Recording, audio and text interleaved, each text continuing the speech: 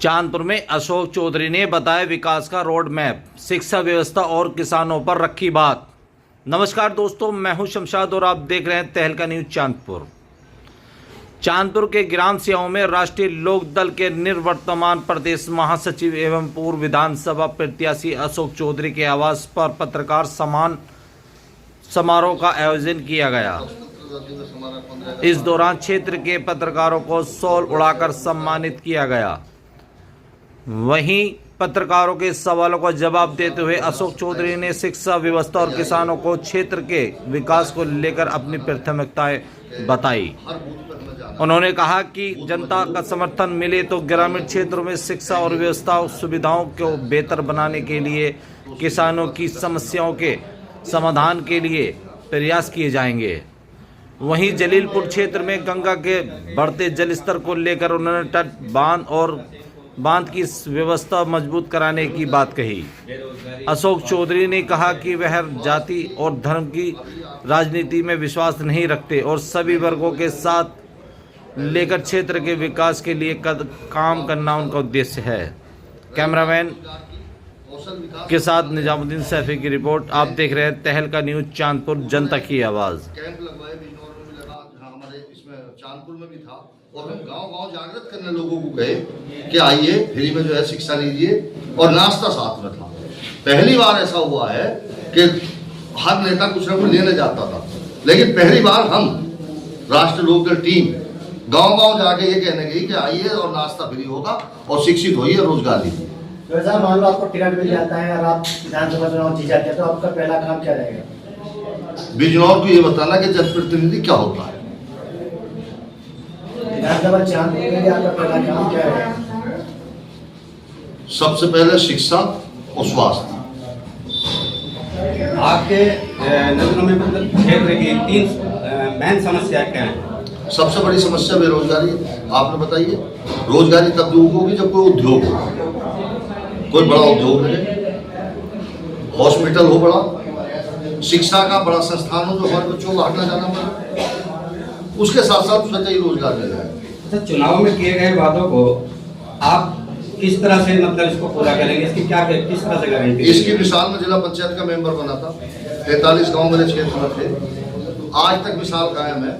अगले पिछले के शहर लगा के भी आज तक पूरा नहीं कर पा, लेकिन इतना विकास कार्य किया था। जो एक जिला पंचायत मेंबर ने विकास कार्य किया, एक विधायक नहीं करता, जो इसका प्रमाण है। खादर में जो बाढ़ का मसला हर साल रहता है, इसे कैसे करेगा? इसमें आप लोगों की दुआ से, माननीय हमारे राष्ट्रीय अध्यक्ष जी के सहयोग से काफी आगे तक हम बढ़े हैं। इसमें चीफ तक का दौरा हो चुका, सर्वे का काम चल गया, और बहुत जल्दी कुछ ना कुछ कागजात जो है लखनऊ पहुंच भी गए, उस पर कुछ कार्रवाई शुरू भी हो रही। खादर क्षेत्र के लोग जो हैं बांध बनवाने की मांग कर रहे हैं। आपकी सरकार भी बीजेपी से टच है और उसमें आप भी काम कर रहे हैं, तो अब तक बांध का निर्माण नहीं हो पाया। बांध के निर्माण के ही सिलसिले में हम बता रहे हैं। इससे पहले भी कोई आदमी ये नहीं कह सकता कि उस दल की सरकार रही और जनप्रतिनिधि चांदपुर का सरकार में ना रहा हो। इच्छा शक्ति होती तो ये बांध बन गया होता। जिस तरह से बाढ़ आई, अब इस तरह से जो बाढ़ में हम पिछले साल बड़ा संघर्ष कई साल से कर रहे थे, लेकिन पिछली बार कोई एक व्यक्ति ऐसा नहीं मिलने का कि उसे मुआवजा ना मिला हो, नुकसान की भरपाई हुई। दूसरी बात, इसे पूरी कर दूंगा रहमान भाई पर। दूसरी बात, पहला ऐसा हुआ है जो टेक्निकल टीम लखनऊ बंदे के लिए और आपका SC एक्शन और चीफ तक का दौरा ट्रैक्टरों पर बैठा के पूरे उसका क्षेत्र का कराया गया है। उसके बाद जो ये हस्तनापुर से रोड है पांडव नगर चौकी, ये मेरठ में आता है। सतेंद्र उसके एक्शन है।